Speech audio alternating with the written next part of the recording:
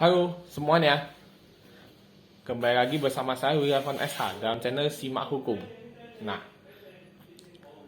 hari ini saya akan membahas tentang restoratif justice dan kaitannya dengan kasus pelecehan seksual yang dilakukan oleh salah satu oknum anggota KPI. Pertama-tama kita harus mengetahui dulu apa yang dimaksud dengan restoratif justice. Nah, restoratif justice itu secara garis besar dapat diartikan sebagai berikut. Suatu tindakan perdamaian yang dilakukan oleh pihak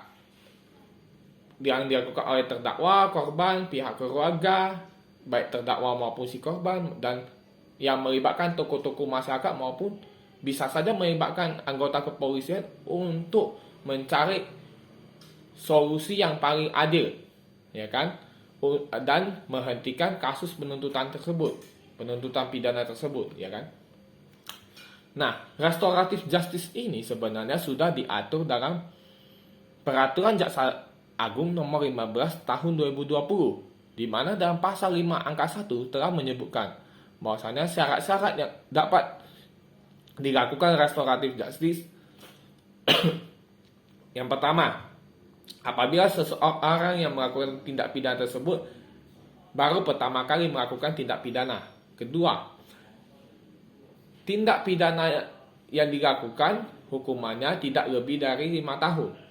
Ketiga, denda atau ganti kerugian yang diderita tidak lebih dari 2,5 juta rupiah. Nah, ketika tiga hal tersebut ada, maka bisa dilakukan suatu restoratif justice, ya kan?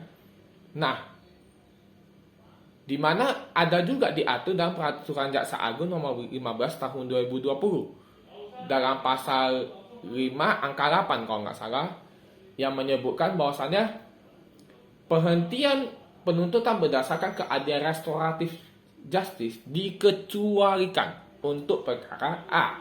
Tindak pidana terhadap keamanan negara, martabat presiden dan wakil presiden, negara sahabat, kepala negara sahabat, serta wakilnya, maupun ketertiban umum dan kesusilaan. B.